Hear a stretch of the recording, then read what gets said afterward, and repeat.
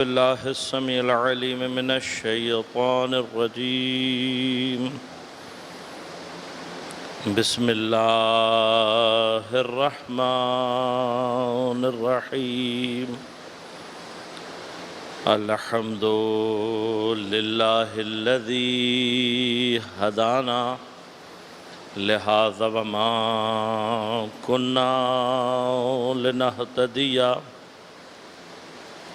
لولا أن هدانا الله لقد جاءت رسل ربنا بالحق.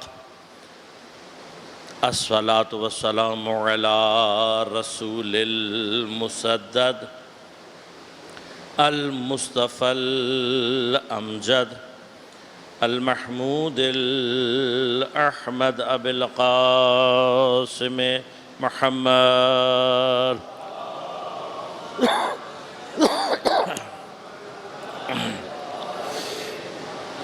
والصلاة والسلام على أسد الله الغالب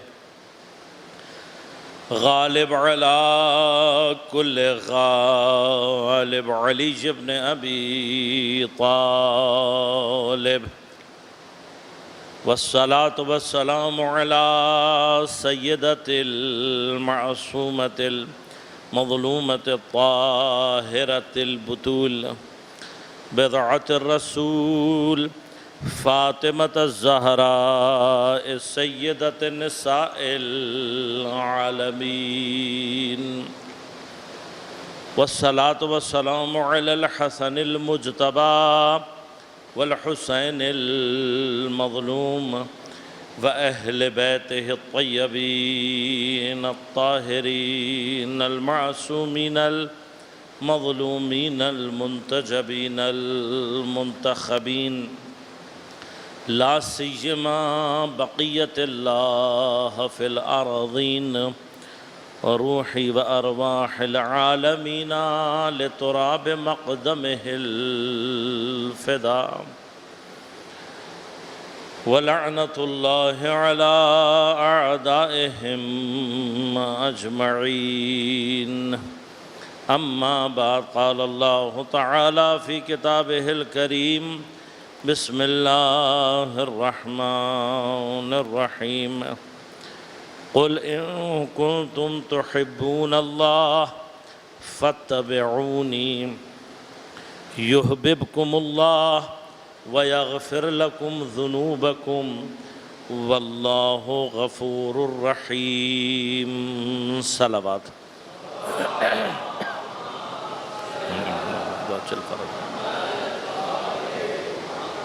مومنین کرام، سامعین محترم، عزیزان گرام قدر، حب الہی اور کربلا کے عنوان سے ہماری گفتگو کا سلسلہ جاری ہے، اور موضوع پہ گفتگو کے لیے سورہ مبارکہ آل عمران کی 31 نمبر آیہ کریمہ کی ذیل میں مطالب آپ کی خدمت میں پیش کرنے کی توفیق حاصل ہو رہی. آپ کی خدمت میں نے عرض کیا کہ انسان میں محبت کے دو اہم جنریٹنگ پوائنٹس، ایک اس کا نفس اور ایک اس کا قلب. ان دونوں کے درمیان میں عقل، اس کا کام کیا ہے؟ نفس کے معاملات کو کنٹرول کرنا اور ابتدائی طور پر قلب کے صحیح مطلوب کی طرف رہنمائی کرنا. کچھ چیزیں انسان کے اندر آٹومیٹک ہیں، یعنی صرف اسے ڈائمنشن دینے کی ضرورت ہوتی ہے. لہٰذا انسان قلبی اعتبار سے جس کی طرف اٹریکٹ ہوتا ہے، اس کے اندر انسان اول تو کمال کو تلاش کرتا ہے، اور اگر اسے یہ محسوس ہو کہ یہ واقعاً مجھے کمال دے سکتا ہے، تو آٹومیٹیکلی انسان اس جیسا بننے کی کوشش شروع کر دیتا. اب یہ آٹومیٹک ہے. ابھی اس سے بحث نہیں ہے ہماری کہ قلب جس کی طرف جا رہا ہے آیا وہ حقیقی محبوب ہے یا نہیں. لیکن اگر قلب اس کی طرف متوجہ ہو جائے. لہذا یہ ڈفرینشیٹ اس میں رکھیے گا ہمیشہ اس ڈفرنس کو کہ جو نفس کی محبتیں ہیں وہ خود بخود ہوتی ہیں. مثلاً آپ کو کوئی کھانا اچھا لگتا ہے, کوئی چہرہ اچھا لگتا ہے, کوئی جگہ اچھی لگتی ہے وغیرہ وغیرہ, یہ جتنی بھی چیزیں ہیں جو کہ ہماری ان 5 سینسز سے ریلیٹڈ ہیں, یہ ساری نفس کی محبت ہے. اور ان کا مرحلہ کیا ہے کہ جیسے ہی نفس سیچوریٹ ہو جاتا ہے اس کے بعد اس کی اٹریکشن اس طرف سے ختم ہو جاتی ہے. لیکن جو قلب کا محبوب ہے اس سے محبت آٹومیٹک نہیں ہے, لہذا یہ محبت ہوتی ہے اور وہ محبت کی جاتی. اب اس میں بہت سارے ویز ہیں اور اتفاقاً جتنے بھی راستے ہیں اگر ان کو انسان صحیح معنی میں ڈائریکشن دے تو یہ سارے کے سارے راستے خدا پر جا کر ہی ختم ہوتے ہیں. اب یہ راستے کیا ہیں؟ انسان کے اندر اس کے مزاج کے حوالے سے, جس ماحول میں وہ پرورش پاتا ہے, جو اس کے اقوام اور اس کے جو بھی ان کی سوشیولوجیکل ایک ڈیولپمنٹ آپ کہہ لیں, ان کے رسم رواج وغیرہ وغیرہ سب کچھ, ایوری تھنگ, یہ چیزیں انسان کے اندر کچھ چیزوں کو ڈیولپ کرتی ہیں, اس کے مزاج میں کچھ چیزیں پیدا ہوتی ہیں. اب مثلا کوئی کھیل کو پسند کرتا ہے, کوئی جنگجو طبیعت کا ہوتا ہے, کوئی ریسرچر ٹائپ کا ہوتا ہے, کوئی مثلا ریڈنگ پسند کرتا ہے, کتابوں کو پڑھنا.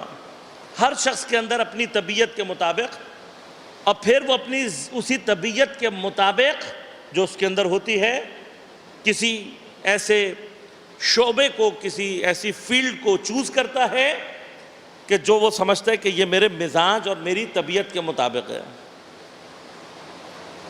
اور جیسے ہی انسان اس لائن پر آتا ہے تو وہ اس لائن میں ایکسل کرنا چاہتا ہے, کمالات حاصل کرنا چاہتا ہے, ٹو بیکم پرفیکٹ. اب یہ کامن چیزیں ہیں, اس میں ابھی میں دین کی کوئی بات نہیں کی ہے میں نے, لیکن عرض خدمت یہ کہ دیکھیں, اب آپ فرض کیجئے کہ آپ کوئی اسپورٹس مین ہیں اور آپ اسپورٹس میں کوئی مقام حاصل کرنا چاہتے ہیں, آپ گولڈ میڈل حاصل کرنا چاہتے ہیں کوئی, تو کیا ہوگا اگر آپ نے اچھا استاد ڈھونڈ لیا تو آپ اس کی ہدایات کے مطابق عمل کریں گے. اگر استاد خود بھی گولڈ میڈلسٹ ہو اور اپنے زمانے کا مثلا ہیرو رہ چکا ہو تو پھر آپ اس کو فالو کریں گے, اور پوری کوشش کرتا ہے شاگرد کہ اپنے آپ کو استاد جیسا بنا لے. ایک بالکل لائیو ایگزامپل جس کو شیعہ بہت آسانی سے, خصوصاً کراچی اور پاکستان کے شیعہ بڑی آسانی کے ساتھ جو ہے وہ فیل کر سکتے ہیں, وہ شہید استاد سبط جعفر علیہ الرحمہ کی ذات اور ان کے شاگرد.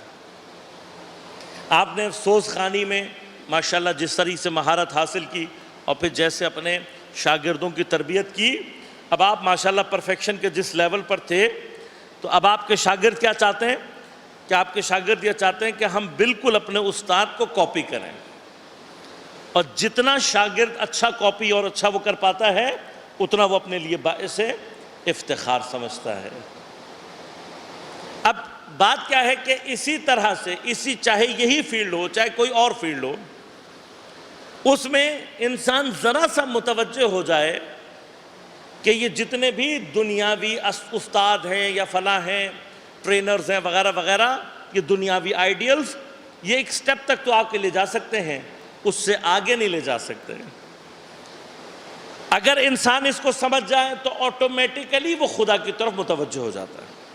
اور ان میں سے جو کوئی بھی خدا کی طرف متوجہ ہو جائے اس کی حرکت, اس کی موومنٹ آٹومیٹیکلی خدا کی طرف ہونا شروع ہوتی ہے.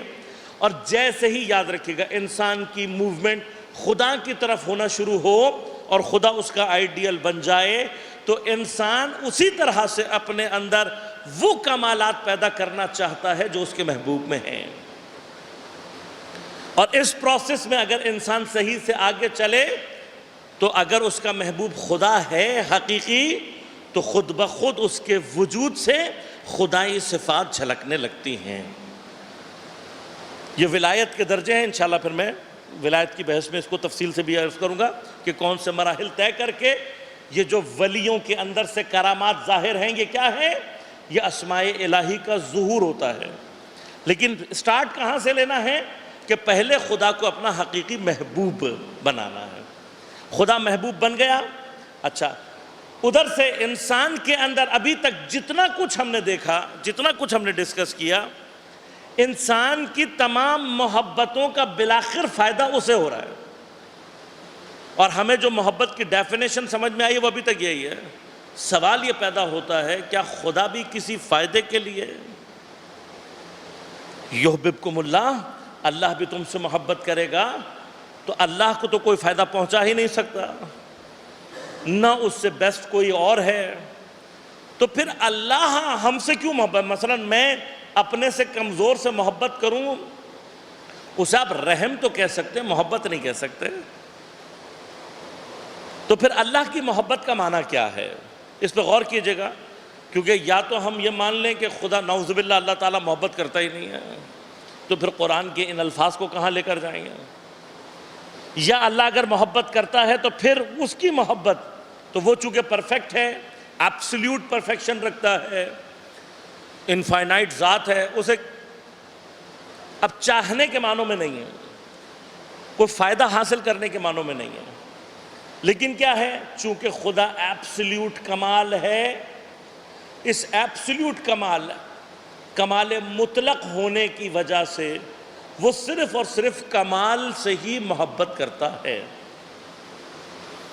یہ جو کمال سے محبت ہے اس کی، چونکہ وہ خود ایبسلیوٹ کمال ہے، لہذا یاد رکھیے گا اپنی ذات سے محبت سوائے خدا کے کسی کو زیبا نہیں ہے، صرف اللہ ہے جو اپنی ذات سے، لہذا یاد رکھیں اسی وجہ سے تکبر، غرور، یہ سب ہمارے لیے حرام ہیں اور اللہ کے لیے زیبا ہیں،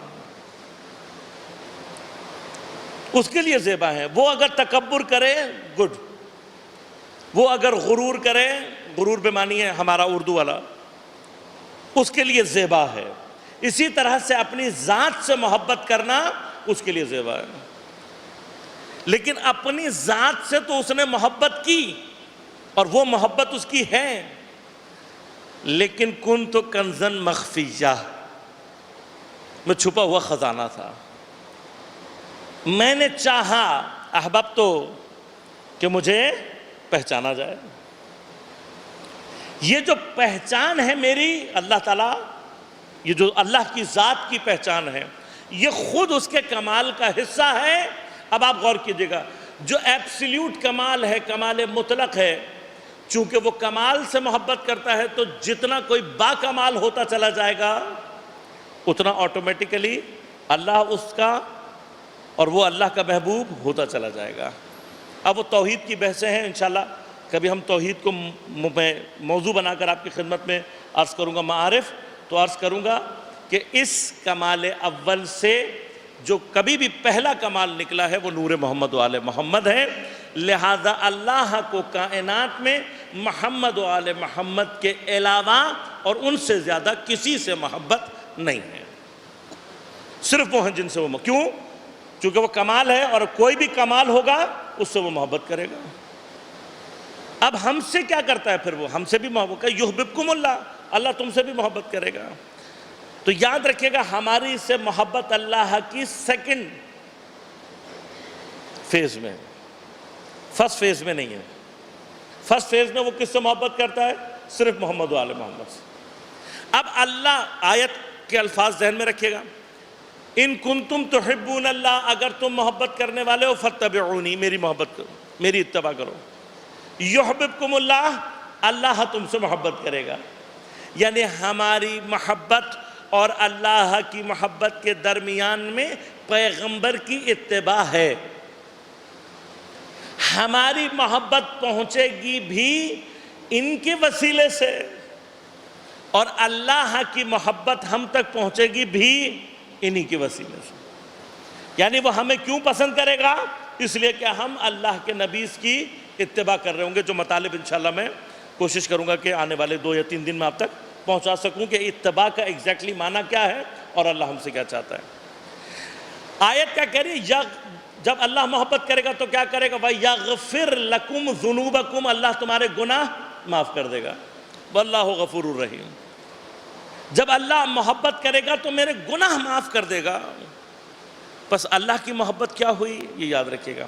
اگر میں نے اتباع کی کوشش کر لی پیغمبر کی، میں نے کوشش کی، اتباع کی، تاکہ میں اللہ کو اپنی محبت ثابت کر سکوں، تو اب چونکہ اللہ کمال پسند ہے، He love perfection، تو جب وہ پرفیکشن کو پسند کرتا ہے تو وہ کیا کرے گا؟ یغفر لکم ذنوبکم، وہ تمہارے گناہ معاف کر دے گا۔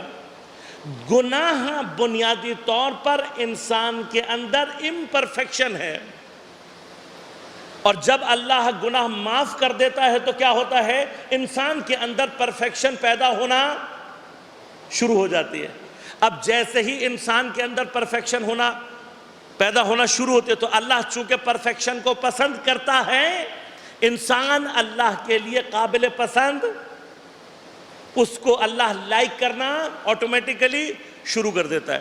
تو اب اس سے ایک بات سمجھ میں آئی، اس کو خاص طور پر نوجوان اپنے ذہنوں میں بٹھا لیں کہ یہ جتنی بھی چیزیں اللہ نے ہم پر واجب کی ہیں اور جتنی بھی چیزیں اللہ نے ہم پر حرام کی ہیں، بیسیکلی یہ ہمیں پرفیکٹ بنانے کے لیے ہے۔ لہٰذا اللہ کی محبت کی طرف جو پہلا سٹیپ ہم نے اور آپ نے لینا ہے، اور اگر ہم نے یہ مقام حاصل کر لیا تو پھر آگے کے مرحلے آٹومیٹک ہیں۔ یعنی یہ پہلا مرحلہ میں نے اور آپ نے حاصل کرنا ہے، وہ کیا؟ کہ میں اپنے اختیار سے کوئی گناہ انجام نہ دوں اور اپنے اختیار سے کوئی واجب ترک نہ کروں۔ متوجہ ہوگا؟ یہ کام مجھے اور آپ کو کرنا ہے۔ کس لیے کرنا ہے؟ تاکہ میں اور آپ پروردگار کو یہ ثابت کر سکیں کہ ہم اللہ کو دوست رکھتے ہیں، اللہ کو دوست رکھتے ہیں، اللہ کو پسند کرتے ہیں، اللہ سے محبت کرتے ہیں۔ اس کا فرسٹ سٹیپ کیا ہے؟ اتباع پیغمبر میں ہم نے کرنا کیا ہے؟ یہ پہلا سٹیپ ہے، گناہ کو ترک کرنا ہے، واجب اختیار سے چھوٹنا نہیں چاہیے۔ اب تھوڑا سا ٹف کام ہے، لیکن ناممکن نہیں ہے۔ اچھا، اب اس ترک معصیت، اس پوائنٹ کو کیا کہتے ہیں؟ ترک معصیت۔ ترک معصیت جس نے حاصل کر لی اس کے اوپر اللہ کی محبت کے دروازے کھل جاتے ہیں۔ آگے اللہ تعالیٰ پھر کیا کرتا ہے؟ اس کی پرفیکشن میں آٹومیٹیکلی اضافہ کرتا چلا جاتا ہے۔ ایک سٹیپ آتا ہے کہ انسان سے پھر کوئی مستحب بھی ترک نہیں ہوتا اور کوئی مکروہ بھی وہ انجام نہیں دیتا، تو پھر اللہ اس کو اور پرفیکٹ کرتا ہے۔ جب اللہ تعالیٰ اس سے اور پرفیکٹ کرتا ہے تو وہ اس مقام پر پہنچ جاتا ہے کہ حتیٰ اللہ کے لیے بعض حلال چیزوں کو ترک کرنا شروع کر دیتا ہے۔ کہاں تک جاتا ہے؟ میکسیمم پوائنٹ کیا ہے؟ میکسیمم پوائنٹ یہ کہ حتیٰ اپنی ضرورت سے زیادہ کسی بھی چیز کو استعمال نہیں کرتا۔ دیکھیے، میں انسان ہوں، بالآخر مجھے کھانا چاہیے، پانی چاہیے، لباس چاہیے، گھر چاہیے، یہ ساری چیزیں مجھے چاہیے اگر میں انسان ہوں۔ اب اس انسان کی اللہ کے مقابلے میں میکسیمم پوائنٹ کیا ہے؟ میکسیمم پوائنٹ یہ کہ جہاں پر انسان دنیا میں زندہ رہنے کے لیے جو ضروری ہے اس لمٹ میں آ جائے۔ تمام ائمہ، تمام انبیاء خاص طور پر کس لمٹ میں ہیں؟ اسی لمٹ میں۔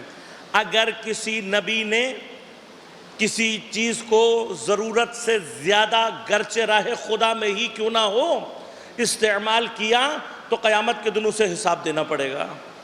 لہذا یاد رکھیے گا، بہشت میں جانے کا جو پروسیس ہے وہ حساب کتاب کے تھرو ہے۔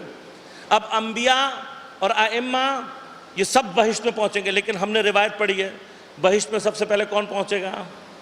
بعض روایات کے مطابق پیغمبر اور بعض روایات کے مطابق جناب زہرا۔ تو اب جناب زہرا کی جو روایت ہے میں سمجھتا ہوں کہ اس میں اور جناب پیغمبر کی جانے میں کوئی فرق نہیں ہے، کیونکہ جو بضعۃ الرسول ہے اگر وہ پہنچ جائے تو سمجھ لو پیغمبر پہنچے ہوئے ہیں، ان میں کوئی فرق نہیں ہے۔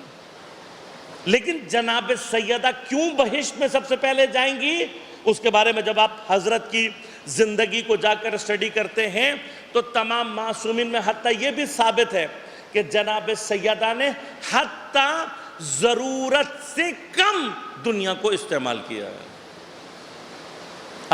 حتیٰ اپنی ضرورت سے کم پر راضی ہوئے۔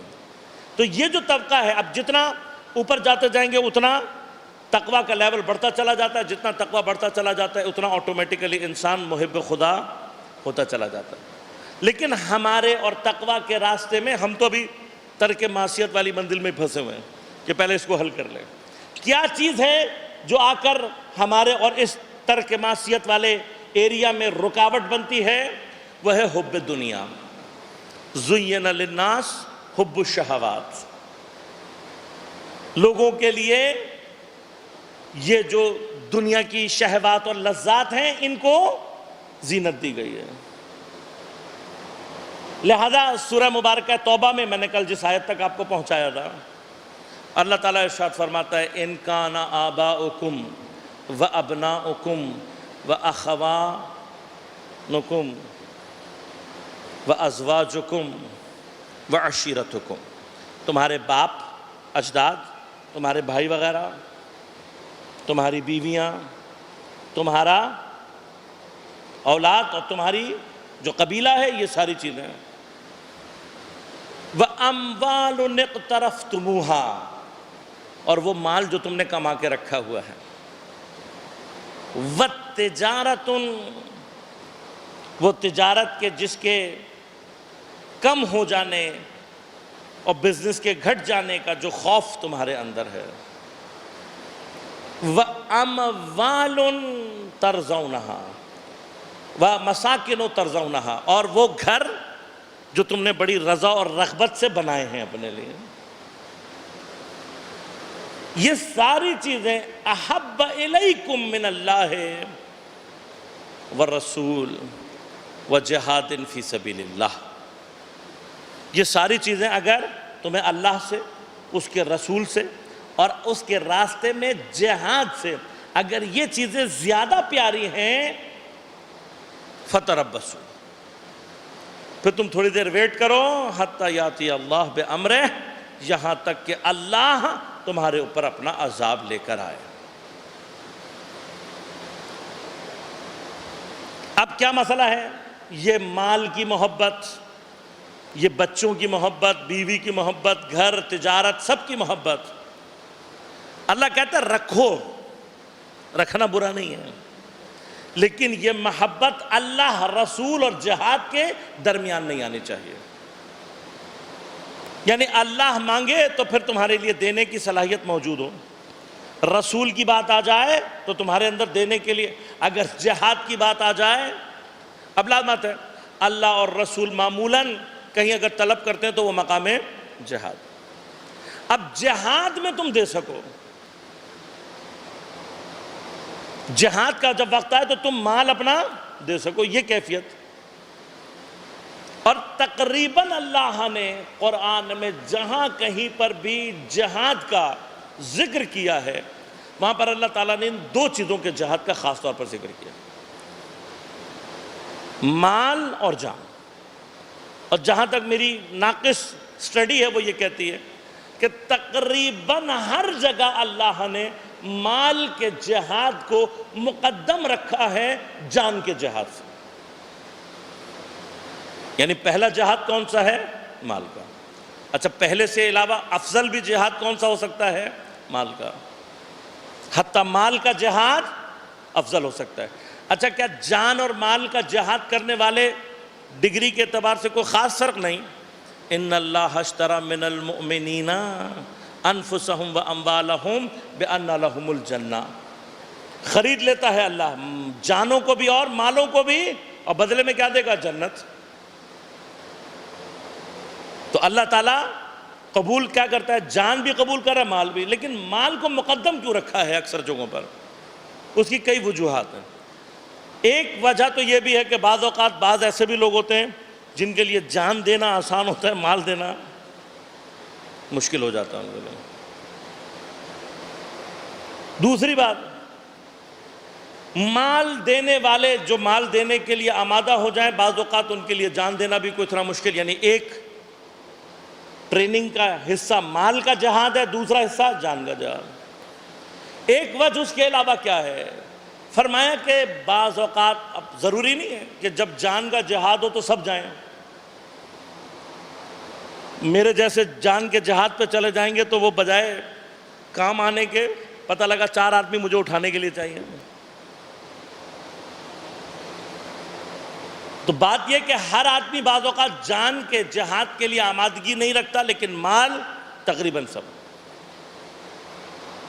اس کے علاوہ ایک وجہ یہ بھی بیان کی گئی ہے، فرمایا کہ ضروری نہیں ہے کہ ہر وقت جان کا جہاد ہو، وہ تو جب جنگ ہوگی، کوئی ایسا موقع پیش آئے گا، کوئی صورتحال بنے گی تو پھر آپ جہاد پر جائیں۔ اب اگر فرض کریں میری پوری زندگی میں جنگ ہی نہیں ہوئی تو پھر کیا میں جنت کا استحقاق پیدا ہی نہیں کر سکتا؟ نہیں، یعنی اس جان کے جہاد کو سبسٹیچیوٹ کرتی ہے کیا چیز؟ مال کا جہاد۔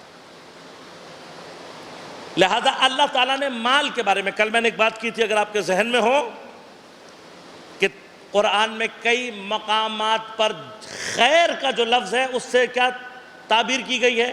روایات بھی موجود ہیں اور مفسرین نے بھی کیا تعبیر کیا؟ مال کثیر۔ بس یہ مال کثیر اگر کسی کے پاس ہے تو یہ خیر میں سے ہے، لیکن اللہ کیا چاہتا ہے؟ اللہ چاہتا ہے تم اسے دو، راہ خدا میں خرچ کرو، جہاد کرو اس سے، مال سے۔ اور جو مال کا جہاد ہے وہ ہر وقت کیا جا سکتا ہے، مال کے جہاد کے لیے جنگ ہونا ضروری نہیں ہے۔ لہذا نیکی کا جو مرحلہ ہے اس کے لیے بھی اللہ تعالیٰ کیا فرماتا ہے؟ لن تنالوا البر حتی تنفقوا مما تحبون۔ وہ مال جس سے تم محبت کرتے ہو اس کو کیا کرو؟ انفاق۔ خود انفاق کا جو مرحلہ ہے، خیرات اور انفاق، ان دونوں کو اگر سامنے رکھیں تو انفاق کا درجہ افضل اور مومن کی علامت ہے۔ فرق کیا ہے خیرات میں اور انفاق میں؟ دونوں ہی چیریٹی ہیں دونوں چیریٹی، لیکن انفاق افضل ہے۔ تو فرق کیا ہے خیرات میں، چیریٹی میں اور انفاق میں؟ انفاق وہ اس طریقے سے مال خرچ کرنا ہے کہ جو انٹلیکچول طریقہ ہو، ہوش مندانہ طریقے سے، جبکہ صدقہ اور خیرات کیا ہے؟ کوئی آیا، آپ نے دیکھا نہیں دیکھا، پیسے دے دیے، چلا گیا، ختم ہو گئی بات۔ انفاق کیا؟ انفاق بنیادی طور پر گڑھے کو پر کرنے کے معنوں میں، اور انفاق بیسیکلی کیا ہے کہ آپ کی سوسائٹی میں بیسیکلی جس چیز کی نیڈ ہے اس راستے میں مال کو خرچ کرنا انفاق کہلاتا ہے۔ جبکہ صدقے کے لیے ضرورت، نیڈ ہو یا نہ ہو، آپ نے دے دیا، صدقہ ہے، کوئی مسئلہ نہیں ہے۔ مثلاً آپ کی سوسائٹی میں فرض کریں کہ جہاں آپ ہیں یا آپ کسی جگہ جہاں جا رہے ہیں دینے، وہاں پانی کا بندوبست نہیں ہے، اور آپ کوئی سبیل لگا دیتے ہیں یا کوئی چیز لگا دیتے ہیں، پلانٹ، جس سے لوگوں کی ضرورت پوری ہو سکتی ہے، تو آپ نے نیڈ دیکھ کر جب خرچ کیا تو یہ انفاق ہے۔ اس کا درجہ بلند بھی ہے اور مومن کی علامت ہے۔ میں آیا، میں نے دیکھا اور ابھی ضرورت باقی تھی، میں نے بھی پلانٹ لگا دیا۔ فرض کریں 2 یا 3 پلانٹ لگنے کے بعد اب ضرورت ختم ہو گئی ہے، اب جو چوتھا پلانٹ آ کر لگائے گا یہ سوچے سمجھے بغیر کہ ضرورت ہے یا نہیں، تو اس کا صدقہ تو حساب ہو جائے گا، انفاق حساب نہیں ہوگا۔ تو یاد رکھیے گا، مومن کی علامتوں میں سے ایک علامت کیا ہے کہ جب وہ اپنا مال خرچ کر رہا ہوتا ہے تو وہ یہ نوٹ کرتا ہے کہ ضرورت کس چیز کی ہے۔ اب یہ بات اس لیے بنائی، آپ کو بیان کی ہے تاکہ میں آؤں اس بات کی طرف کہ جب دین ہم سے مال کے جہاد کی بات کرتا ہے تو جہاد کے اصولوں میں سے ایک اصول کیا ہے؟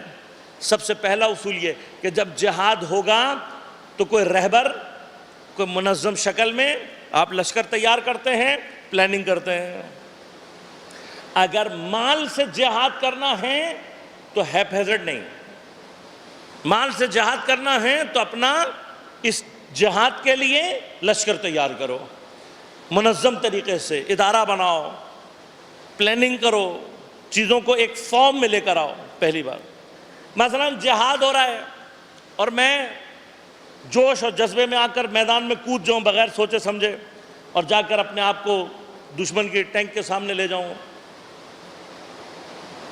آپ کیا کہیں گے؟ لوگ کہیں گے کہ یہ شہادت نہیں، خودکشی ہے۔ اللہ تعالیٰ جان مانگتا ہے مگر ایسے نہیں مانگتا۔ لہذا جہاد کا جو کانسیپٹ دیکھیے، پیغمبر اکرم صلی اللہ علیہ وآلہ وسلم نے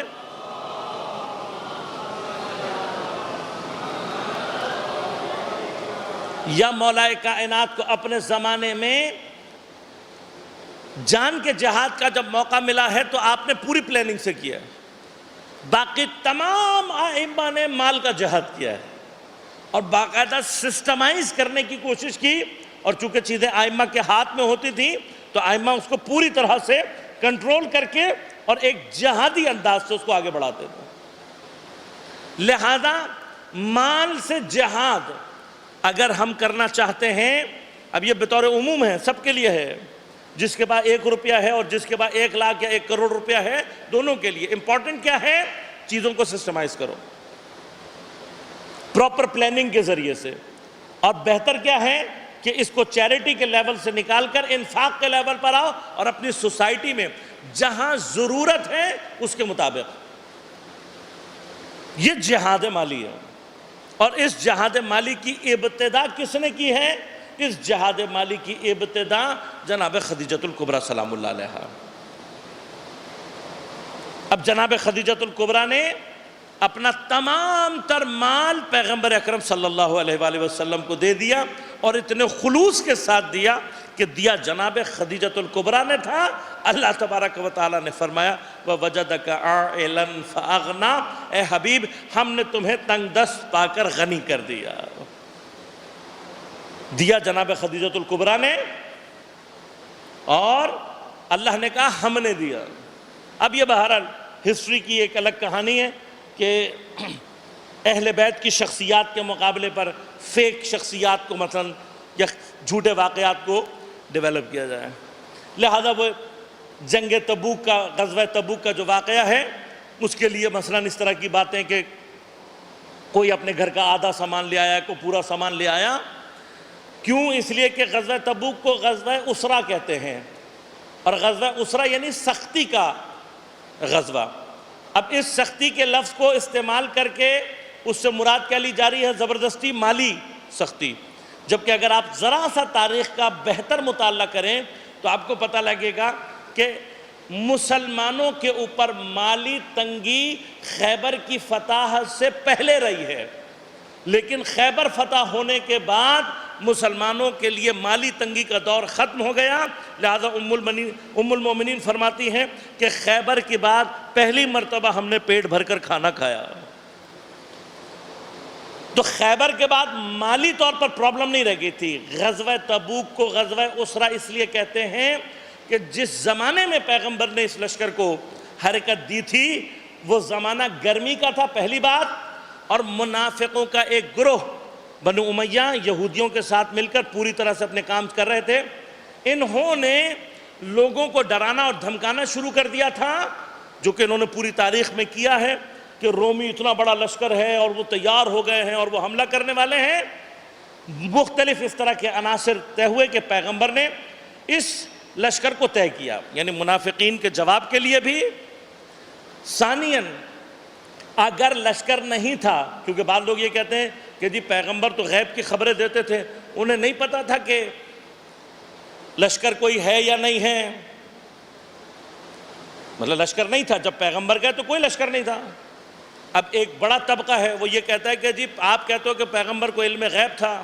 اول تو یہ یاد رکھیے گا کہ پیغمبر کا جو علم غیب کی ہم بات کرتے ہیں وہ بِإِذْنِ اللہ ہے، یعنی پیغمبر جو بھی غیب کی خبر دیتے ہیں وہ اللہ کی طرف سے دیتے ہیں، اللہ ہی کی طرف سے انہیں آتا ہے اور اللہ ہی کی طرف سے دیتے ہیں۔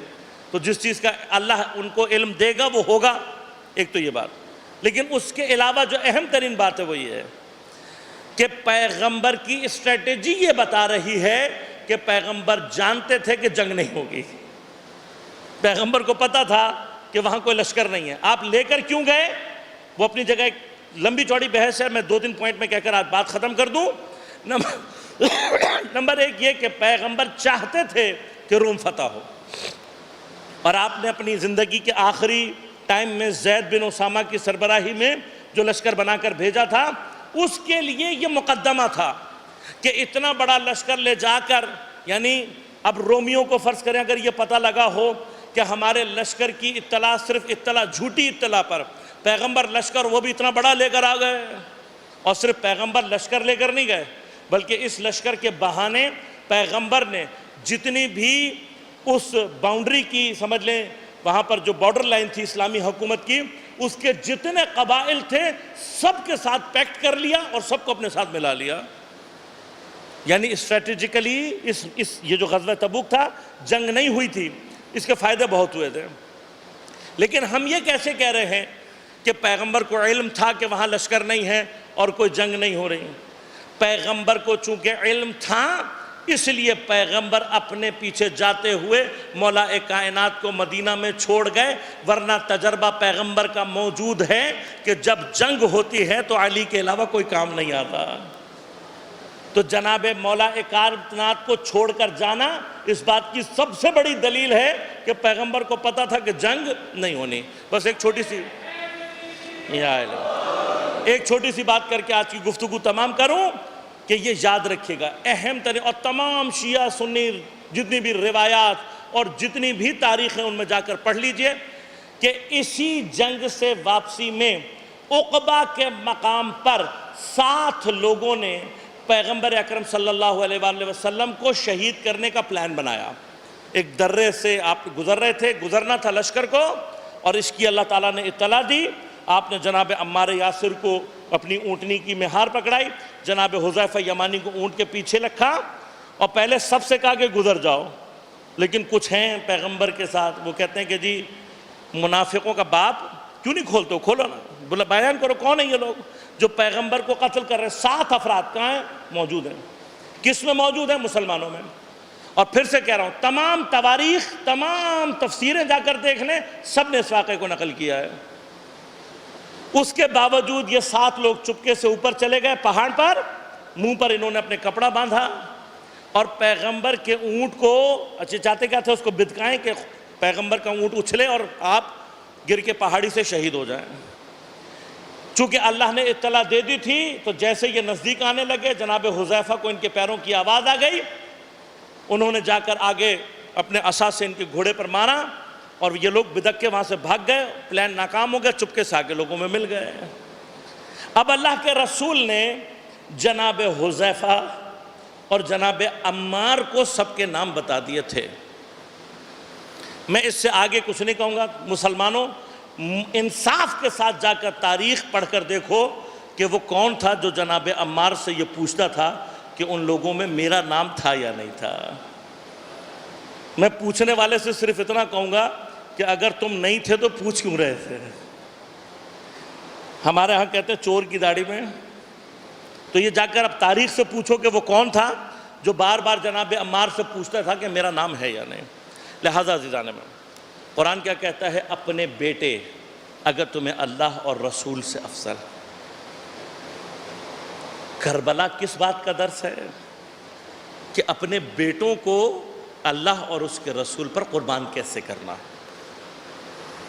دیکھیے امام حسین علیہ السلام اور مثلا خود امام حسن مجتبی, ماں کی محبت بیٹوں سے بڑی شدید ہوتی, اور خصوصاً اگر باپ کا انتقال ہو جائے, باپ موجود نہ ہو, تو معمولاً ماں کا سہارا صرف بیٹا ہوتا ہے. کربلا عجیب ہے.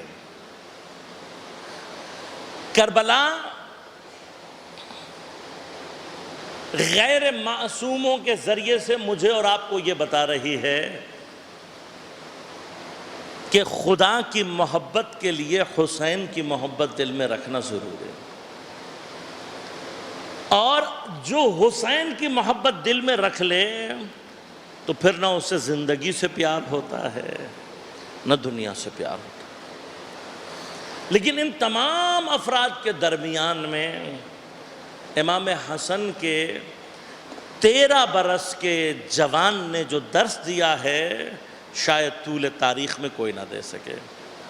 عین جوانی میں جناب قاسم اور حسین علیہ السلام کے ساتھ حضرت کا شہادت کا جو جذبہ ہے عجیب ہے۔ لہذا شب عاشور امام حسین کے آس پاس پھر رہے ہیں،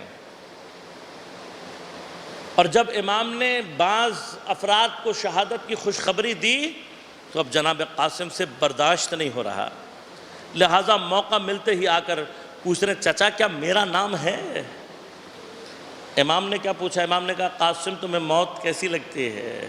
عجیب جواب ہے۔ کہا مولا آپ کی محبت کے ساتھ ہو تو احلی بن العسل، شہد سے زیادہ شہد۔ شاید اسی تڑپ کی وجہ ہے کہ خدا نے قاسم کو شہادت بھی ویسے ہی عطا کی ہے جو تمام اہل بیت میں اور تمام اصحاب امام حسین میں سب سے جدا ہے، منفرد۔ آیت اللہ شیخ جعفر ششتری علیہ الرحمہ نے خصائص الحسینیہ میں کہا کہ سب کی شہادت منفرد لیکن قاسم کے انفراد کی تعداد زیادہ۔ کیا انفراد ہے؟ کہا کہ چونکہ قاسم جناب حسن کے شبیہ بھی تھے، کمسن بھی تھے، جناب فروہ کی اولاد بھی اکیلی تھے، لہٰذا امام حسین کو آپ سے محبت بھی بہت تھی۔ جب امام حسن کی شہادت ہوئی آپ اس وقت 3-3.5 برس کے تھے، لہذا امام نے آپ کو اپنے بچوں سے زیادہ پیار کر کے پالا تھا، اور یہی محبت کی کیفیت امام حسین میں تھی کہ جتنا حضرت نے جناب قاسم کو رد کیا ہے کسی کو نہیں ہے۔ اور ادھر سے عجیب شوق ہے جناب قاسم کا، بعض روایتوں نے کہا کہ حتیٰ حضرت کے ہاتھ پیر چومنے لگتے تھے کہ مولا مجھے اجازت دے دیں، امو مجھے اجازت دے دیں، اتنا شوق۔ اور جب ایک مرتبہ رد کیا تو خیمے کی پشت پر گھٹنوں میں سر دے کر رو رہے ہیں، اتنے میں بازو پر بندھے تعویذ کا خیال آیا۔ تعویذ کو نکال کر راوی کہتے ہیں جب عبارت پڑھی ہے روتے ہوئے قاسم کے چہرے پر مسکراہٹ آ گئی۔ پتہ نہیں حسین کیا ہے کہ 13 برس کا جوان اپنی شہادت کی خبر پڑھ کر مسکرا رہا ہے۔ عبارت کو لا کر امام حسین کو دکھایا، حسن کو سلام، امام حسن کی جانب سے سلام، بھائی میری جانب سے قاسم قربان ہے تم پر۔ جناب قاسم سے کہا اجازت لے کر آؤ۔ بس عزیزوں، جناب فروہ کا لال ہے اور اتنا خوبصورت ہے جناب قاسم کہ راوی کہتے ہیں کہ جب حضرت قاسم میدان میں آئے تو لوگوں نے پوچھا کہ یہ نوجوان بچہ کون ہے؟ تو آپ نے بتایا میں قاسم ابن حسن ہوں۔ دشمن کے فوجی یہ کہتے ہیں کہ جب جناب قاسم نے اپنے چہرے سے نقاب اتاری تو ایسا لگ رہا تھا جیسے چاند زمین پر اتر آیا۔ جو دشمنوں کو اتنا حسین لگ رہا ہے وہ ماں کے لیے کتنا عزیز ہوگا۔ میرا سلام ہو جناب ام فروہ پر۔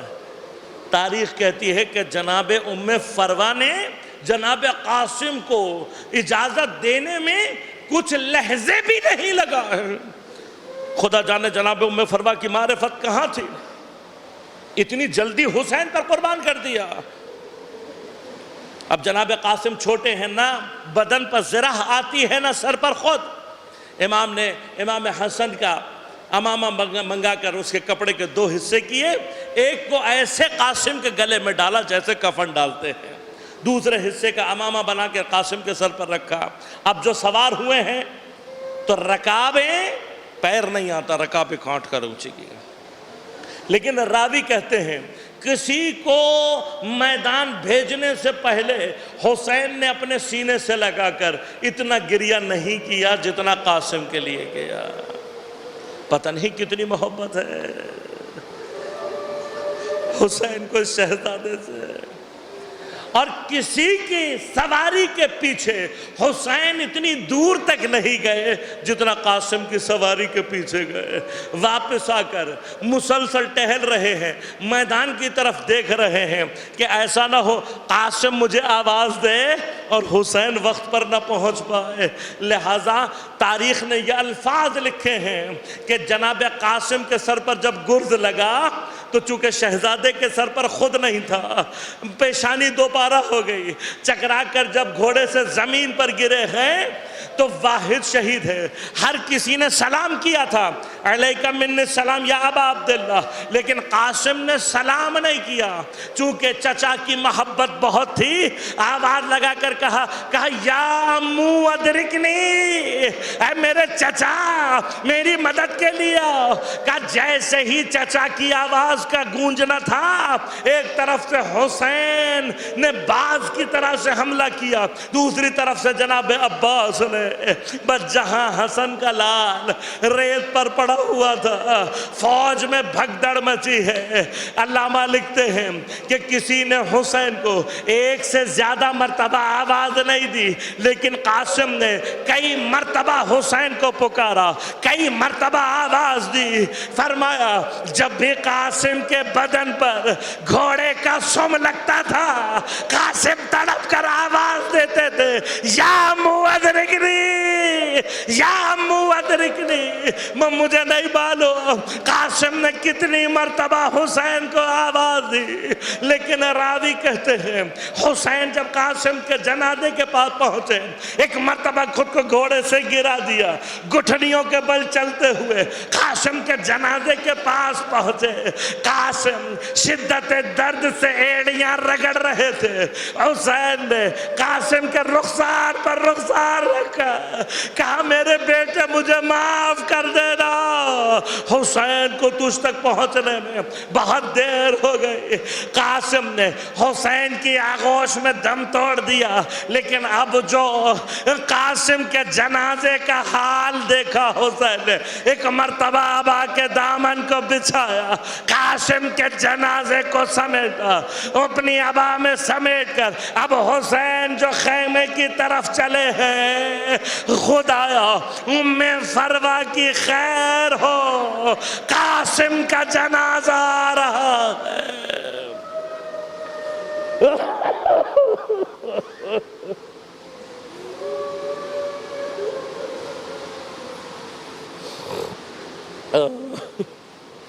ماتب حسین